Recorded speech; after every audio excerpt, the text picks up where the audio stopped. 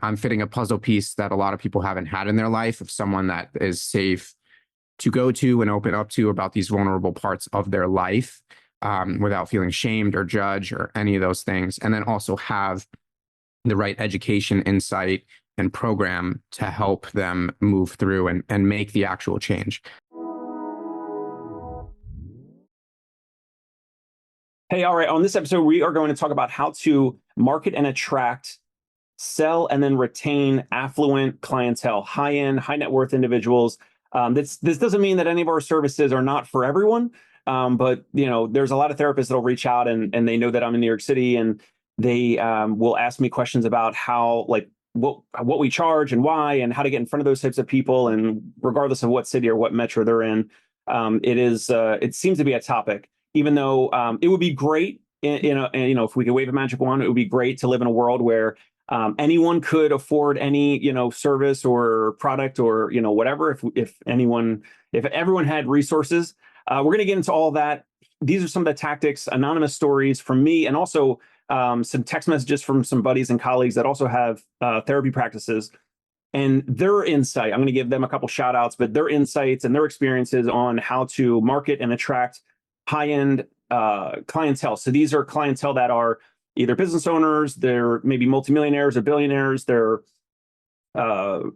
music artists, entrepreneurs, people that are in finance, people that are on TV, people that are heads of state in some cases, and other politicians. So obviously these are all going to be anonymous. And today I have Kyle Freeman here on the show. So Kyle, you're a physical therapist, and then now you're doing, I don't even want to put words in your, like, it seems like sex coaching or something, sex empowerment. And you reached out to me. We've had some messages over the years, and tell the audience, like, so you're a physical therapist, but now you're doing something different. And then you kind of reached out. You're like, how can I get in front of these types of high net worth individuals and this type of clientele? I understand why. We're going to go into some examples as to why you want to do that or why that would make sense for you, but like, give the audience a little bit of context of like what you're doing and why you reached out at this time. Yeah, Dave, I appreciate your time. Thanks for having me. I'll keep my story short, but yeah, I'm a physical therapist. I did it for about 7 years, practicing in the system, as I would say. I was a traveler for a while.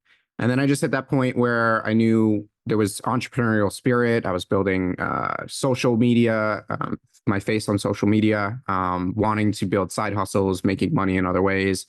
And I finally ended up on a reality show, quit my last travel PT contract, and started working with my own coaches, started learning new things in the field of sex and intimacy through the International School of Temple Arts, as well as through other realms, breathwork, all the things, and ended up leading into beginning coaching. I started out with life coaching as my broad topic, and naturally began to niche down and find exactly what it was that I was really helping people with and what I wanted to help them with, and naturally led into helping people find their voice, become more empowered.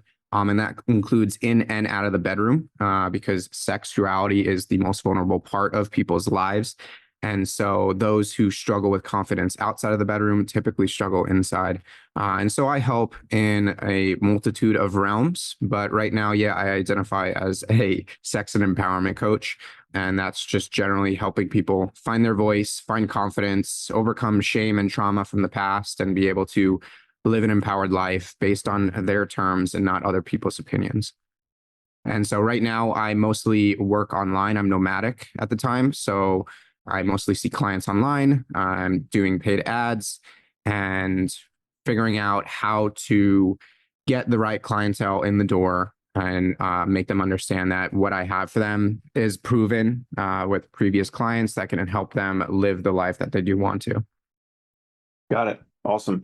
Very interesting. And like I said, I wanted to have you on the show because regardless of whether it's your niche, or you have someone else that's watching or listening has like a PT or OT practice, if they take some insurances, if they're out of pocket or mobile or concierge or whatever, this is a topic that folks are interested in. So that was like, let's get you on here. Let's talk about it. What are you doing for marketing? So you mentioned some paid ads. Is it Facebook only? Is it Facebook and Google, or is it Instagram or TikTok or anywhere else? Like, what are you currently doing on the marketing side?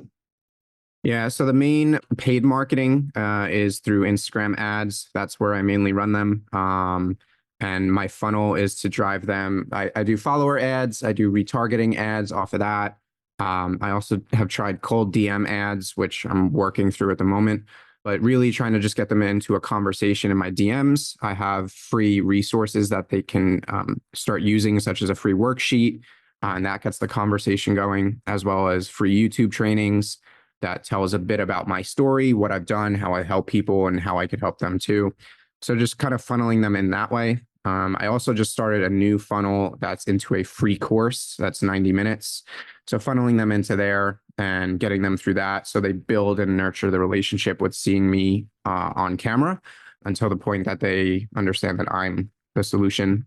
Also, there's just organic marketing. I mean, I have a lot of followers. I have like 230,000 followers. It's just how can I get to those people and how can I, get the content in front of them? Because right now TikTok and stuff is very difficult because all they care about is getting money and TikTok shop and stuff. So those are the main routes.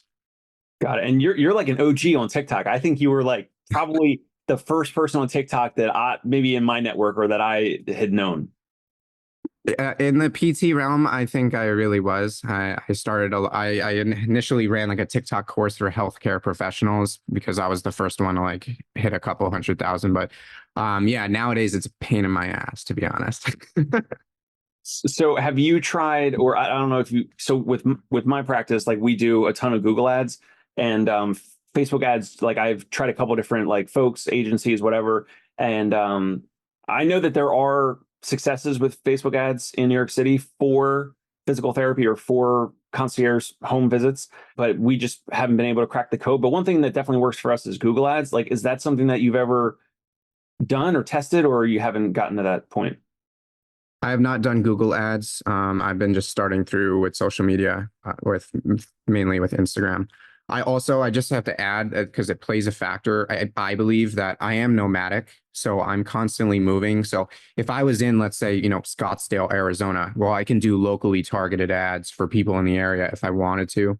But for me, it's more generalized to the US or Canada, and just like with age group, and some of the recommendations that Facebook has. I try not to use a lot of them, but that's somewhat of an issue, I believe. But Got it.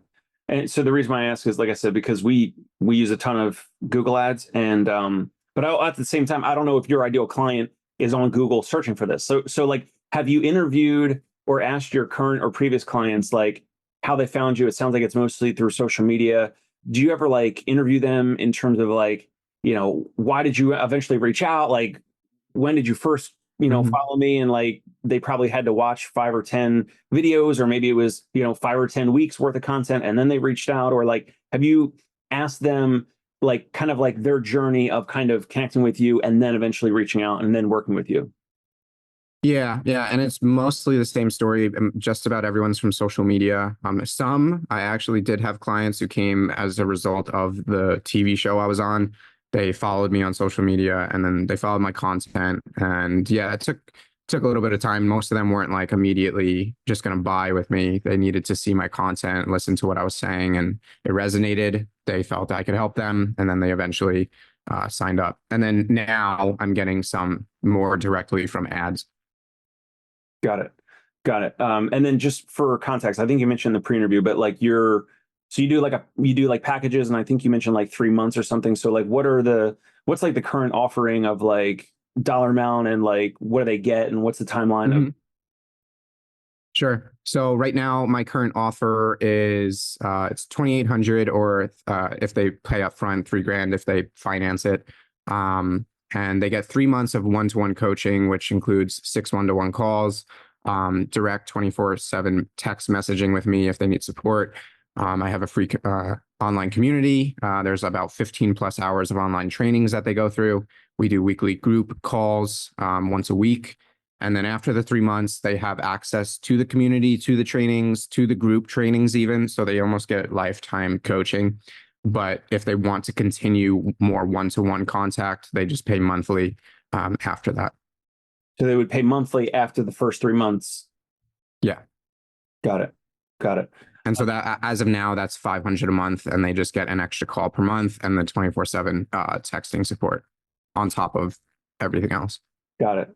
Got it. So like a couple weeks ago, you reached out and you sent me an audio message and you were saying something like, you want to, I think you kind of said you want to raise your prices or you don't want to belittle yourself or whatever. So in terms of your output of what you're doing, does it feel like you're not getting that in return in terms of a financial return? So you're looking to raise your prices or you're looking to change the offering or where do you stand with all that? Yeah, it's a couple things. I am sometimes getting on the phone with people who just they're not ready, or they have the financial obligations. They legitimately might not even have the money, not even to do financing, which my financing options are very affordable. They could pay like 150 to 200 a month.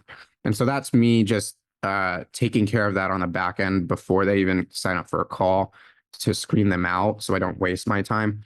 But yeah, I would rather be on the phone and be working with people who are committed, who are serious about making this change. And I have less of that objection, where I'd rather book two people a month at 5 grand and be making 10K a month easily just with 2 clients per month, versus struggling to get people who are like not ready, or they're not serious about it, or yeah, I'm dealing with those financial objections where I'm struggling to get them to even pay 2,800, 3 grand. So yeah, looking to get people who have the money, get people who are more serious, and make sure that I have an offer that is giving them validation that this is going to solve a massive problem in their life and transform their life entirely. And in terms of like on the marketing front end, like do you also have referrals? Because like I know with PT, like we get, physician referrals or from nursing home or not nursing agencies or personal trainers or gym owners or whatever. And obviously like that helps with like word of mouth and trust, and the potential client like already has some awareness or trust in us before we even speak. Like, do you have referrals like that where you're not having to always rely on the online ads? So I offer my current or previous clients like a referral bonus. I've only ever had one referral come through that way. I had people like tell their friends to follow me and stuff, but not necessarily anyone who's signed up. But yeah, so no, I don't really. I have a network of other clinicians who do other things, but I think a lot of people are focused on their own businesses. So yeah, I don't really have a referral system. And I would assume that it's probably challenging for these folks that like they don't necessarily want to tell other friends or colleagues or whatever, maybe that they're working with you because they maybe perceive that as some weakness or some vulnerability, right? So they might be reluctant to actually share, even if you're helping them, you're getting progress, you're helping them with momentum, with all the things that you're helping them with. Do you feel like your clientele, because of the nature of what you're talking about with them, do you feel like they might be reluctant to actually have that word of mouth and tell their friends and colleagues about you and what you do? Because then they're kind of saying like, I'm in a certain place where I need Kyle and his services. I could agree with that, yes, especially initially. Like if they're currently working with me, I'd say most wouldn't. Maybe towards the end, they feel more confident because of what they've gained and they realize how it's impacted them. But yeah, there is a nature to how I'm helping people that is sensitive and vulnerable. And thus also I can't share as much on social media on the inner workings of what I'm doing with clients. Whereas, if I was just doing physical therapy, half the time you're like, hey, can I show off doing these exercises with you and whatnot? Most people are happy to share. So yeah, it is a little different. Yeah. Let me just give a shout out. I want to read a couple of text messages. So I reached out to Brian Williams. So he owns Concierge Physical Therapist. It's like a concierge practice. He's in a bunch of different metros across the country. And then also I reached out to my colleague Christian Marshall, who owns Tribeca Physical Therapy here in the city. Now they're two physical therapy practices like mine, and then you obviously have a different offering. But I think at the end of the day, it's their insight I think can help and kind of bring some context here. So I reached out to Brian And so he's based in Dallas, but like he's got therapists all over the country. And I was asking him, I gave him, like I said, I'm speaking with Kyle Freeman, and we're going to be talking about attracting and marketing and selling and then retaining high-end clientele, affluent clientele. And like what do you guys do around this, and how do you think of think of this, and what does your clientele remark to you? What do they tell you they like about the whole process and experience? So one thing he said was the professionalized systems and the intake process, which you're remote, so you have to have all that stuff dialed in anyway. You have to do it in a way that you have to be responsive. You can't like get back to someone like a week after they reach out, right? So you have to be somewhat responsive. Brian said that this type of clientele, they can go either way. Either they want to talk and talk and talk, or they want the ease of filling out electronic forms and being done with it. And then Brian said that his experience is that oftentimes these clients are the biggest pain in the ass. He said that they've seen heads of state, politicians, celebrities, sports stars, etc. And it really depends on how they're handled from the start of the process. So any feedback there initially? Any thoughts? I mean, it makes sense that some people who are higher end in life, higher net worth, could be more, I don't want to use the word prissy, but like demand more and have higher expectations, which I can totally understand because that's what they get out of most other parts of their life. But yeah, I believe also the first contact is important with anyone, and how you set up your first initial encounter and what vibe they get off of you. I mean, that might set off if they even work with you in the first place. But yeah, no, it totally makes sense. Awesome. So furthermore, Brian said that I asked him before I even asked you, I asked him and Christian, they were both unavailable, but I asked them if they wanted to drop in on this call, but they were not available. And then I was going to ask you if it was cool, and you probably would have been fine. But Brian said, so he's in Dallas, but he's in Utah on a ski trip. And he just met up with one of his high net worth clients in Utah, but Brian treats him back in Texas. So that's pretty interesting. Like you might meet up with your clientele or go on trips with them or meet them in a certain area or whatever. So Brian asked this client what he likes about working with him and his therapist. And he said that the patient, has had a lot or has visited or been treated by a lot of physical therapists over the years, and including great places like the Stedman Clinic in Vail, Colorado. So this patient said that he likes Brian's practice because they all connect with him on a personal level, and he never feels like they are wasting his time. And just for context, this client is 48 years old. He owns, and Brian said this is okay that I mention this. The client is 48 years old. He owns 3 oil companies and has a $60 million house in Dallas. Now, listen, folks, money's not everything. Like, you got to have your health and wellness. I know, like, sometimes we talk about money on the show. It's not everything, but it's kind of the topic of this. And like, that's what we're just riffing on. So just from that, Kyle, like any thoughts or feedback or takeaways just from that insight from Brian? Yeah, it sounds like he provided security, but also the feeling of like being seen, being heard, and meeting more of an emotional and relational need on top of the actual service. And that's something that I feel I try to do with my service, is becoming my client's best friend. Like, I'm the person that they never had in their life, who can be there of support, who is a positive support, who can be there to ask the questions. And so based on what he just shared, I feel that therapist fit a specific puzzle piece that he'd been wanting for so long that other people could not meet. And so it's like, it makes me think, how can I fit that puzzle piece? But the problem for me is, okay, I don't know sometimes what pieces they've been looking for. And until I get on the phone with them, because not everyone's the same, everyone's still an individual. But for me, I feel that I'm fitting a puzzle piece that a lot of people haven't had in their life, of someone that is safe to go to and open up to about these vulnerable parts of their life, without feeling shamed or judged or any of those things. And then also have the right education, insight, and program to help them move through and make the actual change. Because I get a lot of people who come to me who went to therapy didn't get the results they wanted, or they've been going for years, or they're on medications that are making them feel like crap, and they just want to finally feel better. And so that's where I'm trying to fit myself in. I'm like, I actually have the solution, because I do something different than just talk therapy. Hmm. Got it. And you've made content around that, I'm assuming? Yeah, it's where I try to focus of like, you could go to talk therapy and just talk about things, but a lot of things are embedded in your nervous system from childhood and trauma that needs to come out through somatic practices and other forms of education. And like breathing stuff and that type of like. Yeah, I do breath work, mindfulness. It's I take a holistic approach. Like I'm also making sure people are. This is where I bring the physical therapy part in. Like I still utilize my knowledge as a physical therapist, and how are you taking care of your body, nutritionally wise, sleep wise, physically, because part of this is putting yourself first. A lot of the people I work with have just given to everyone else.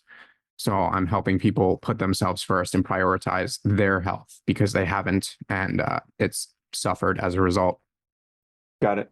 So a little bit more on the marketing, at least from my experience, like there's a little, so you're doing the Facebook ads, you got to ask your current or previous clients or whoever's like whoever like is your dream client that you've ever had or currently have, like the person who you look forward to the calls, you like working with them, plus maybe they pay like the highest package or the highest dollar amount or whatever. So whoever that person is, I would definitely like maybe privately interview them, maybe not, maybe record it, maybe not, and just say that it's going to be for internal purposes only or whatever. But asking them like, and I'm sure you go into all this, like what they've already tried and like, what are they looking for and all that. But you really need to figure out like how people navigate online before they end up with you. So with us, with the Google ads, it's like, I know that there's going to be some amount of people that they always trust physicians, they trust their friends, whatever, but there's always some percentage of people right now for physical therapy home visits in New York City. They will search Google and they're going to look at Google reviews. And then when they call us, they will literally mention like certain words or phrases or certain Google reviews that I remember from the past that were posted. And they'll say, oh, this one resonated with me, or I saw your website and this, or this page resonated with me. And it seemed like you were speaking my language. So it kind of goes back to the messaging, but there's always going to be some amount of people that will also go on Google and click on ads, and they don't even know that they're clicking on ads. In some cases, the high-end clientele that we're talking about, sometimes they're not the ones Googling.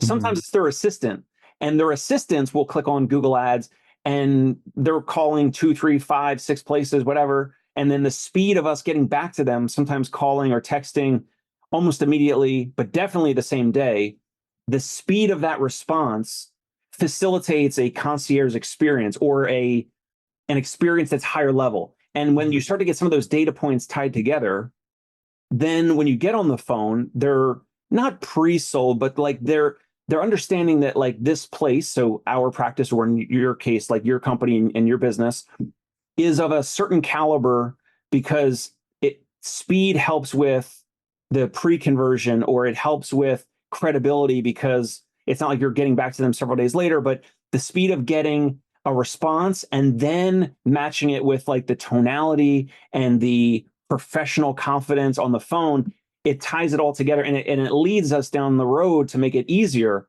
to then sell those packages that you're looking to sell. So I texted Christian Marshall, so he owns Tribeca Physical Therapy, and I said, how do you market and attract your affluent clientele? And I gave 2 bullet points. I said, like, of course, there's like the top, popular physicians that like there might be in the news, like, sports, like athletes and like other like celebrities, whatever, will say that they went to whatever doctor, or maybe it's private and you get referrals from some of these physicians or whatever.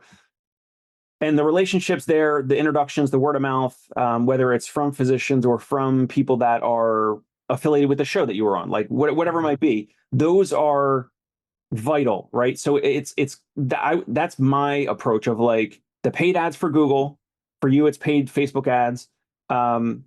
And then the paid Google ads, sometimes it's the assistant or the secretary or whoever, the executive assistant or administrative assistant or whatever, that finds us and they'll say something like, "Oh yeah, you were listed first, so of course, we clicked on you." Or they'll say like, "I clicked on an ad," or whatever, but it's for their boss, and so it's a little bit of a caveat. So anyway, with Christian Marshall, so I asked him, "What are some other ways that work for you in regards to attracting like high net worth individuals or clientele?" And he wrote a long response. So let me just get right into it.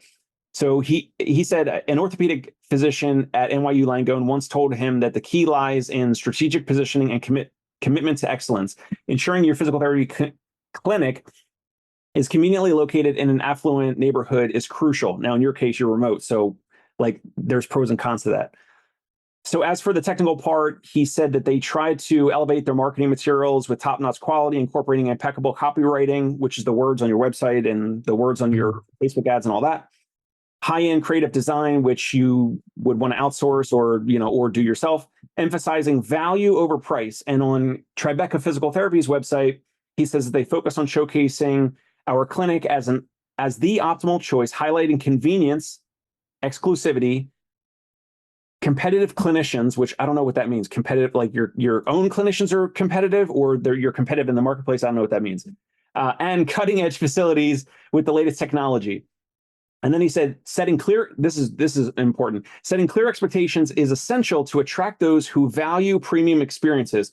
Once affluent patients or clients agree to their plan of care, exceeding expectations becomes the catalyst for word of mouth referrals within their social circles. Additionally, cultivating relationships with their physicians can lead to recommendations, as exemplified when one of our patients persuaded a doctor to include our clinic in their list sheet of specialists given to their patients who need high-level physical therapy care. So in that case, like, I don't know, like, have you spoken to, now I think therapists that do the talk therapy, you might be in competition with them, so they may never refer to you, or you could potentially reach out to them and maybe they're, concierge talk therapists, psychotherapists, whatever, and maybe they referred you and you not co-treat, or you're coaching and they're treating or whatever, or you're offering some offshoot that they don't offer. Is there too much competition there, or would there be some potential like collaboration there? I think the only issue right now is with clients who aren't financially well off. They might only be able to afford one or the other. But I also have recommended some of my own clients to go see a therapist on top, because if they legitimately need medication or there's something that I simply cannot provide. And I've had clients who have benefited from having both at the same time, because what they do with me, they bring into the therapy office and they actually discuss some of those activities. So yeah, I don't see it as direct competition. I utilize it for marketing materials for those people who have gone to therapy, gone to multiple therapists, haven't gotten their results. Well, try this thing that is different. But I believe also making those connections can help as well. I don't know how those therapists will take that. If some of them will take it as competition or whatnot. But I won't know until I ask. Got it. So do you think we covered the marketing enough? I know that's a big challenging component. So can we move into the conversation, the actual selling part of it, or any final thoughts on the marketing? Yeah, I mean, the only other thing I was going to say, I mean, for me, for you with a physical therapy office, you're not like in your messaging. I get where you're saying the exclusivity and all those kinds of words, but it's not really tailored to those individuals in the specific wording. So for example, with coaching, a lot of people might say like, I work with high performers, right? That's a way of tailoring directly to those people. If I'm not a high performer, this message is not for me. And so with my ads and stuff, I don't know if there's any similarity with those ads for you guys, but I know that I would benefit from tailoring that language in my ads to those types of people, whether it's people say busy professionals, high performers, just finding those types of words and tailoring that message so that I am weeding out anyone who's not identifying there, or they might message me anyway, but at least I'm getting more towards those people who identify in that way. Yeah. So, and the high performer thing, I think, is maybe it's too vague. Like, I don't know if you've tried even more specific ads of like attention, busy executives and business owners. But like high performers is also kind of good because high performer could be someone who is a high performer or someone who's not yet, but they're aspiring for that. Mm-hmm. So if they're aspiring for that, then maybe they will invest in your thing because they want to kind of up level, as your word that you mentioned when you reached out. They want to kind of get to a different place, or they want to Mm-hmm. achieve or excel. And so they might be yearning for high performance, but they might not be there yet. Then it kind of comes down to the resources and budget. Have you tried other specific wording with the ads of like going after executives, business owners, or entrepreneurs, or and any other of those specific words of folks that are usually of a higher level, and they more often would have the resources or the mental state to actually invest in your coaching? Yeah. So I previously did Facebook group. That was my funnel, and I did it. The title was, for high performers, and I still attracted other people. But now with my current ads, I've focused on number one, age, just tailoring it towards people over 30, because that's just going to naturally weed out people who have less money. And B, I've done like working professionals. I just haven't wanted to do some wording can come off weird. So like there's only so many ways you could put it where you're saying I'm targeting people who have a lot of money without being like a dick about it and saying, if you're not poor, message me. If you have $1 million net worth, like you don't want to say shit like that. So it's been more of like finding the right words to get into those people's minds without it coming off in the wrong way. So I like the executive. I see it all the time because you see a lot of these other ads of people trying to target these people, business professionals. Some of them will target specific professions like doctors or lawyers because they know, not because they care that they're lawyers, but they know that they have the money to pay for these services. And so, yeah, it's finding those words. But right now I've just focused on age and like working professionals because my package hasn't been 10 grand, 20 grand yet. Yeah. And the challenge here is that even my experience here in the city, like I've been in front of or on the phone with people that are very well off, multimillionaires, but they still will have resistance for paying a couple $100 a visit out of pocket. And it's wild because they like are living on Park Ave in Manhattan and they have, a multi-million-dollar apartment, and they're pushing back on the cost.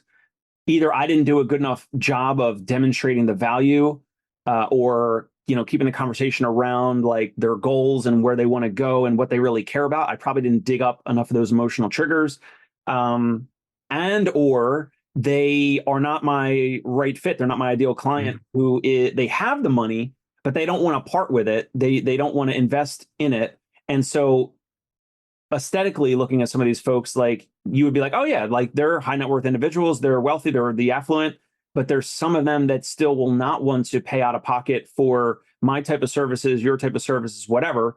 We just have to move on. We just have to, say they're just not the right fit. They're looking for, I don't know, they're looking for whatever, they're looking for average, they're looking to use their insurance. And I understand like a lot of folks out there, everyone pays for their insurance and they want to use their insurance in a lot of cases on the therapy side of things. But if we don't take that insurance, like then they make a decision, like they want to try us out or work with us, or they don't. And that's totally fine.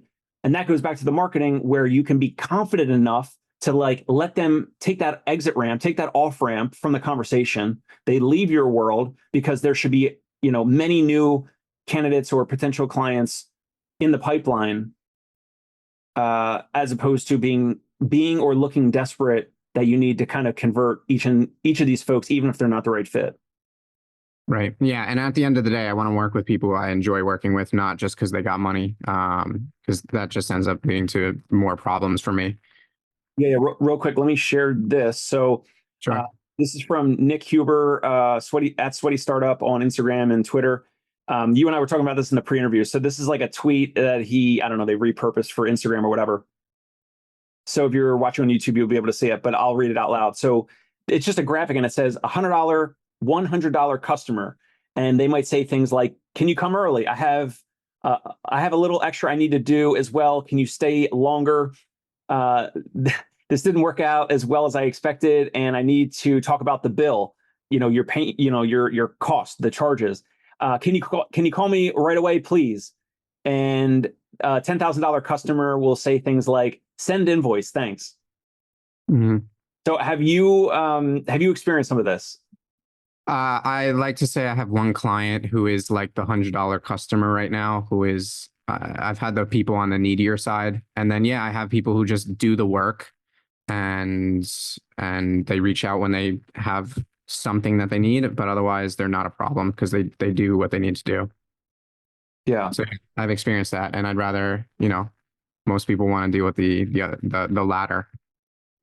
Yeah, for sure. All right. So the next part of it, we kind of dabbled into it a little bit. So we covered the marketing. Now we're covering the actual sale or selling, or it's like the sales process, which is just like a phone call. So like, I'm sure you have a structure around like what you need to get out of them and what information you need on that call. Is it like a consult? Like, how do you, same type of thing, like for therapists out there that are cash or out of network, like they're going to do like a, a discovery visit or a consult or whatever, and it's really just a conversation and making sure that they're the right.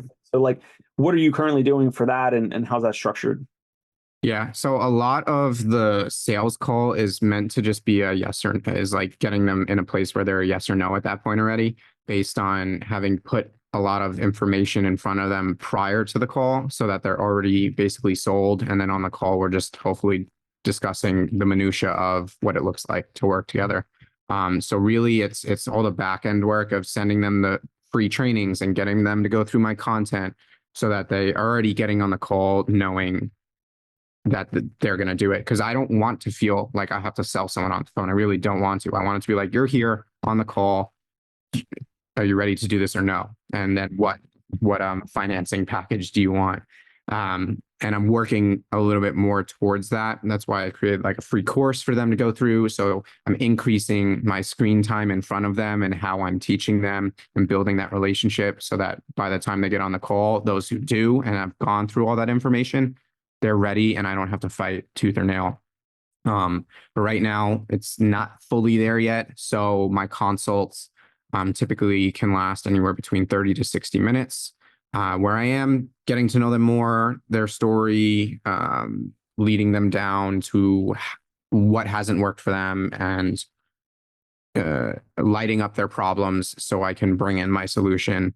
I try not to talk about my solution too much, just to say like, here's where I'm targeting that exact problem that you're struggling with, like the main one, and then lead it into what it is, state my cost confidently, and then go from there.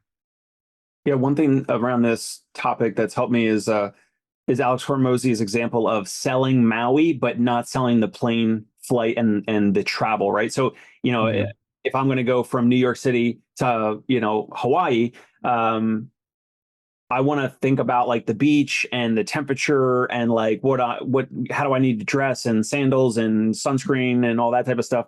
But I don't want to think about like having to take a cab to JFK and like pack my bag and load it on the plane and then sit on like, it's like 9-hour flight or something, I think, from New York City to Honolulu or whatever.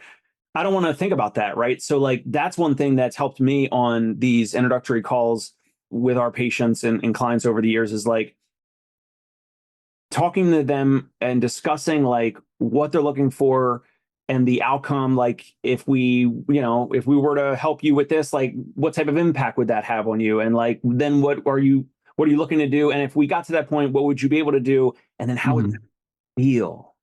Yeah. Like that type of stuff, as opposed to the minutia, like you said, you want to skip over the minutia of like the actual work and the calls and like the actual exercises or the interventions. You can give like a little preview of like, these are some of the things we might do, but you want to keep it, super high level. And it sounds like you're doing a lot of that already. Yeah. I listen to Dan Henry a lot. He's a big marketer. Maybe you've heard of him.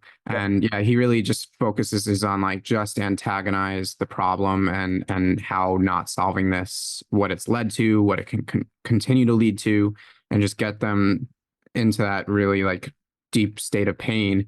And then take the other 10% of the time to be like, well, here's the solution, and not be just selling Maui, but not like trying to overdo it in a way where it's just like they're so much in pain that they're just like, oh, that's how I can get there and that's it. Fine, I'm in. Because I have done it the other way where I've tried to like look at all of this and look at how great this is, and then they're just like not getting them to feel too good on the phone because then they're feeling better and then they're not as inclined to actually buy, if that makes sense. That's what I learned from Dan at least. But yeah, I understand the selling Maui part of like getting them from the problem and be like, here, this is the life, this is the transformation that you're going to get. And not worrying about here's what these are the things we'll do, the calls, the group calls, the blah blah blah. But this is ultimately where you're going to be once you're done in just a short amount of time. So that's what I try to do. Yeah. I heard something recently on YouTube from this guy, Jeremy Miner. He also has some really good YouTube and just general social media content around selling. And he doesn't like the word closing. We can get back to closing in a second because I want to ask you like, what's the question, or like how do you segue from the conversation to like asking them if they're ready to make a decision or whatever. I'll come back to that. But so this guy, Jeremy Miner, he was talking about selling. He's like, selling is just change, and humans hate change. Like no one wants change. Everyone just wants to stay where they're at with whatever they're doing. And there's only two things that will prompt someone to change. It's either that they really want to start something new or different. They want to move, they want to do a new job, whatever, like the current thing is not to their liking, and they need or they want something new, or they're moving away from pain. So it could be physical therapy, it could be actual like physical pain, like back pain, sciatica, whatever. Or in your case, it's like some emotional trauma, some internal pain, some internal struggle, some history that they want to move away from. And it was enlightening because you could look at selling as change, and humans hate change, but there are some caveats to, like if you irritate the pain enough, if you provoke it on this conversation, it's not like a trick per se, but it's something that will help them realize like this is the status of their current situation. They're the ones feeling it. Like that's where they're at. And then it can kind of foreshadow you as the expert to then help them get out of that via your thing, which is the coaching or the therapy or whatever. Yeah. No, I totally agree, and that's where I am trying to focus. And I used to be one of those people who would like hate sales, and I don't want to feel like I'm intentionally trying to make this person upset. Right. But it is a reality of some people don't recognize how their decisions have led them to where they're at now, whether it's physically because they haven't been taking care of their health and now they're in physical pain, or these people who haven't addressed these problems that have led to them being unhealthy and messing up their finances, messing up relationships continuously. And so it's just, I like to think of it as highlighting what their current behaviors have led to and what it could continue to lead to. And so it feels more ethical in a way of doing that. And makes me feel better about myself, that I'm not just like trying to make this person feel like absolute shit on the phone so that they'll work with me. Right.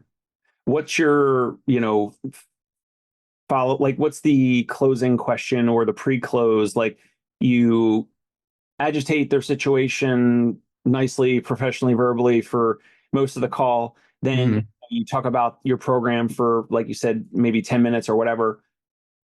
And then what? Like what's the question, or what do you say? What would you say to me of like, all right, so like, and what I've heard is like, I've heard folks like, whether it's Dan Henry or whoever, like they'll say something like, all right, so like, are you ready to rock and roll? Or like, so like, what is your like pre-close or closing question if you have one? I try to lead it up as if that we're already going to start working together by saying before, like I'll announce the price or whatever, or no, sorry, I won't. I'll say so we can get started as soon as Sunday, if that works for you. I like to start on Sundays because it's the beginning of the week, and then I'll do an onboarding call with you, and so it's almost like I'm already talking about how we're getting started. And then I'll say the program's 2,800. I offer financing options if that works better for you.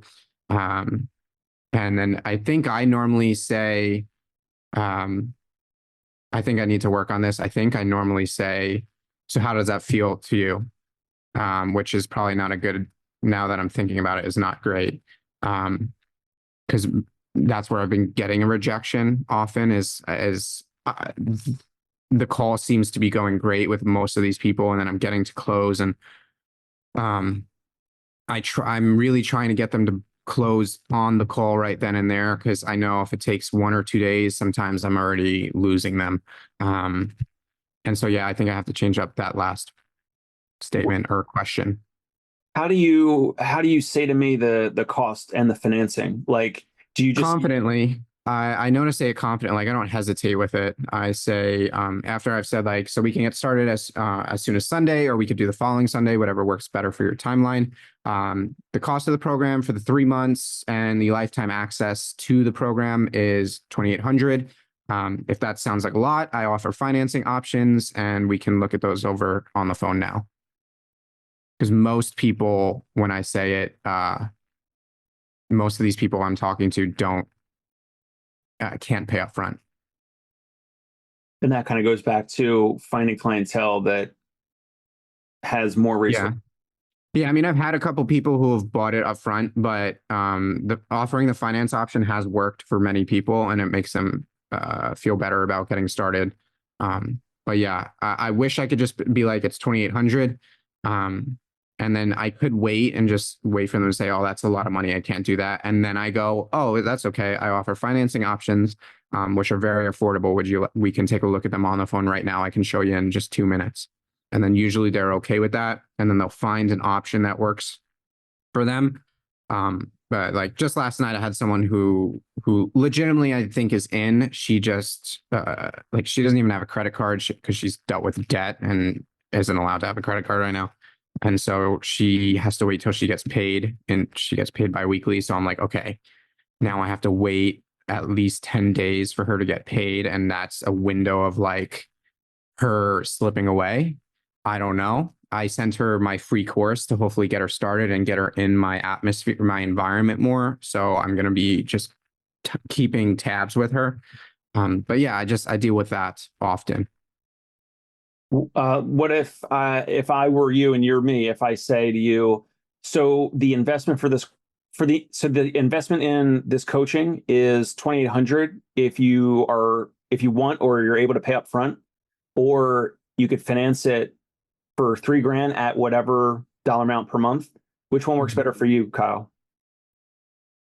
Yeah, that works well also. Yeah. I mean, I'm also different. I'm in a place who I've put 8 grand down ready for coaching and 5 grand here for coaching. Like my mindset's already in that place. A lot of these people, some of them maybe haven't even gone to therapy in their life, and they haven't invested in themselves personally at all, Yeah. or not to this extent. So, but the way you say that, it feels like, okay, I have an option, but I also don't want to create too many options because then it creates indecisiveness for some people as well. It's just two though. I gave you two Sure. options, and either option you'd be rocking and rolling, you'd be moving forward. So the two options are Right. 2,800, or if you don't have that, you can finance it for $3,000, or you can finance it at whatever dollar amount per month. Yeah, I like that. And also, one thing I've done in the past to help get them to buy in day one is I used to say the program's 2,800, but if you start today, it's 2,400 if you pay upfront. And I'm okay with taking the $400 hit if they're going to start. And so that has kind of worked sometimes. Yeah, so I paid for like some coaching digital course several years ago. It was like $4,000 or something, and they did the same. They called it a fast action discount, and it was like they price anchored, And we do the same thing when we do our home visits, right? So we'll say something like, weekend visits are, expensive. It's $400 a visit per, for on a Saturday or Sunday. And some people are like, I don't know, I don't need weekends, whatever. And then 250 or 300 sounds a lot better because we price anchored at a higher dollar amount. So you could price anchor, you could even price anchor and say, all right, well, John, it would be 10 grand for you to fly me from where you're in Mexico or New Mexico. What did you say? Mexico. New Mexico. So John, it would be 10 grand for you to fly me from Mexico to, Ohio, and for me to coach you shoulder to shoulder. But since this is remote, so now you just price anchored at 10 grand or pick whatever number. So now they're price anchored at 10 grand. So now if you say like, but the program is 5 grand if you want to think about it.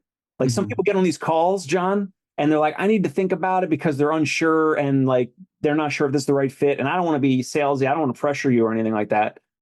So if you want to think about it, take a week or two. The price is 5 grand, but you could call it a fast action discount or same day, or not a discount, fast action, whatever, for decision makers, for people who have confidence or assurance or whatever. And if you make a decision on moving forward today, then it's one payment of 4 grand.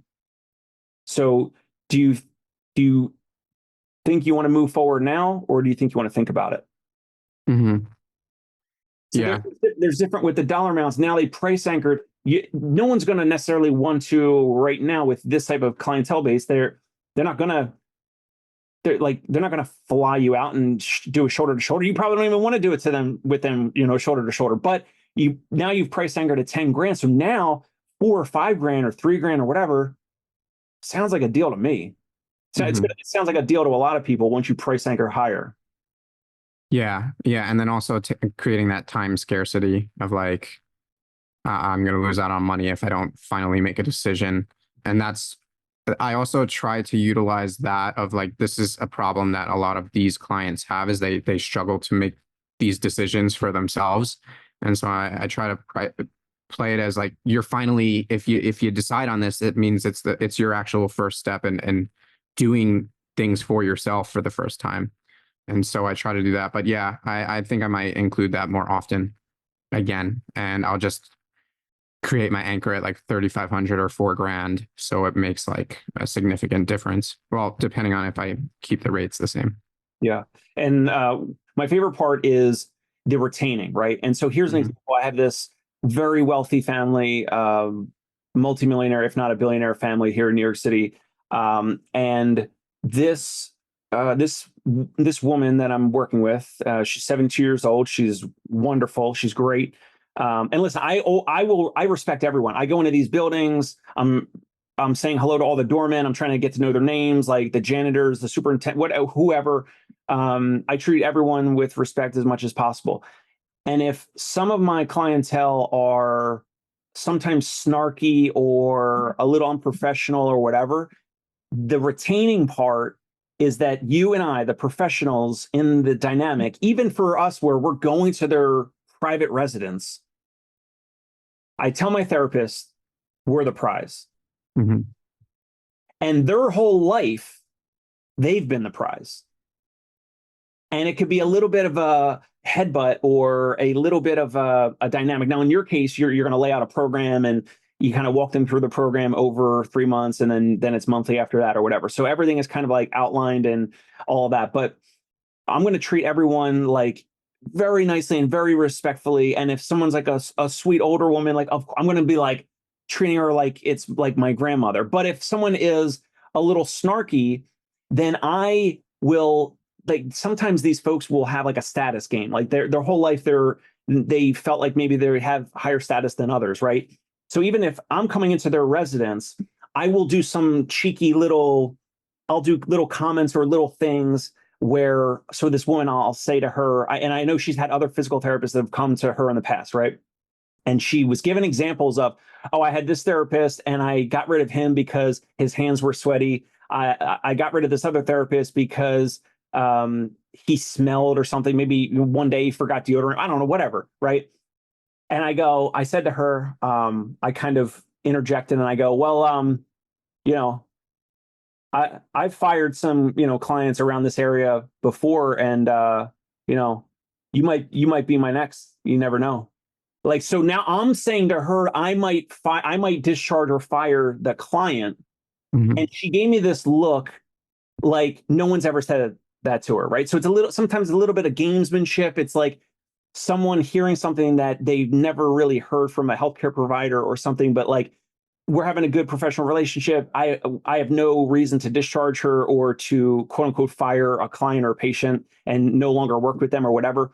But she's in the position because she was describing the previous stories of it's usually her getting rid of doctors or therapists and moving on to the next, right? And I gave an example of like, I was like, well, sometimes I get rid of my clients, and I raised my status there, and then therefore she was in that sentence or in that paragraph was at a lower status point because I was basically saying like, hey, I'm so confident, I'm so good, like I don't need you, like I Hmm. could just move on, and like I still try to keep it professional and respectful, but it is a different dynamic than most folks.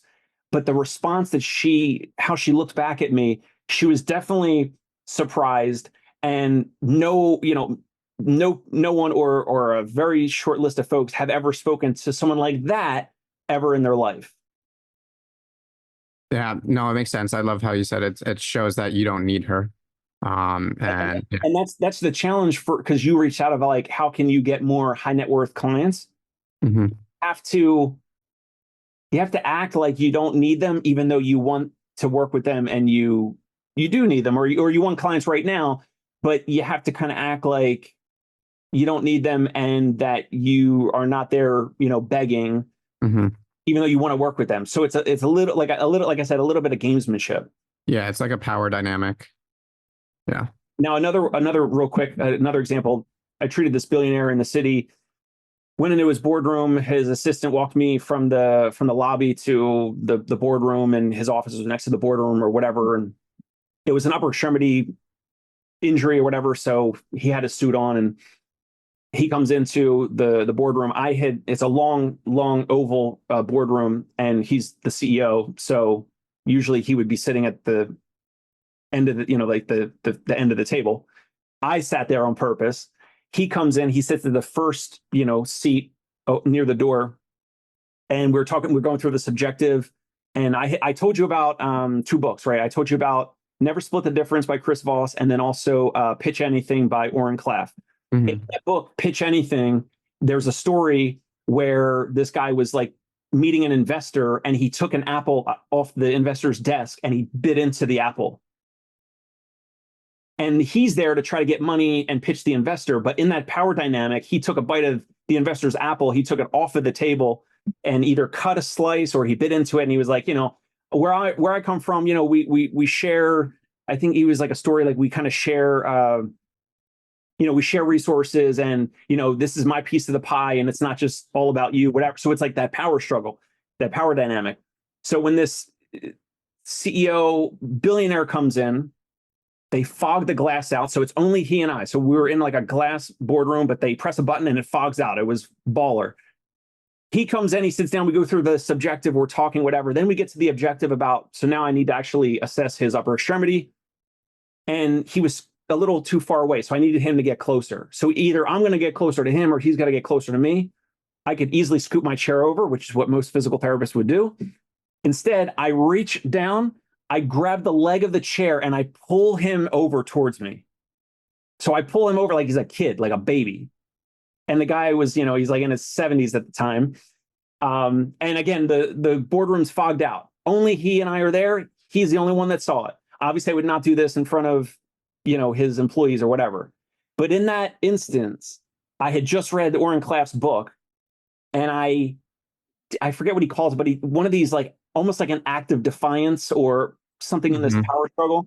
And it immediately got this guy's attention where then now he became more focused and invested on the physical therapy evaluation as opposed to his status being a billionaire in the world. Kind Hmm. of wild.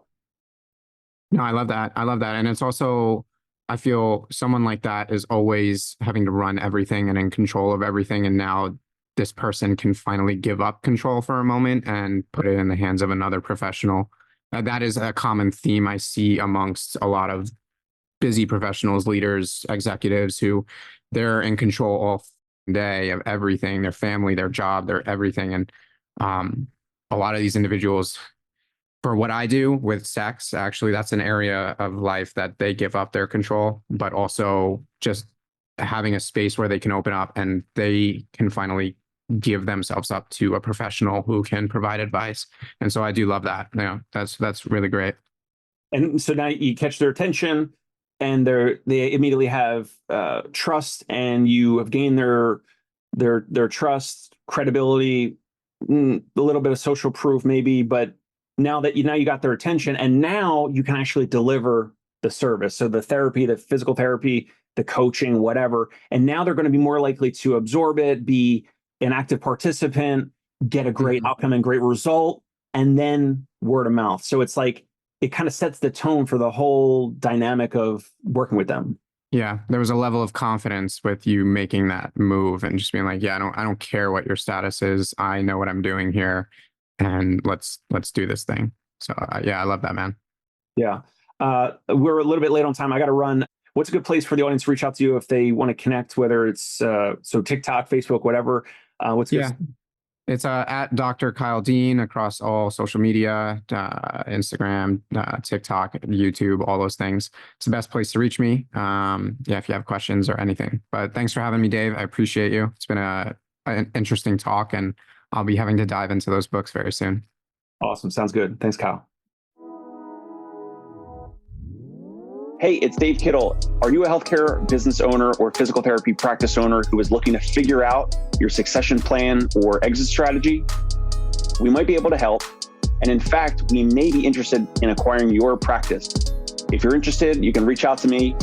Shoot me an email at dave@conciergepainrelief.com.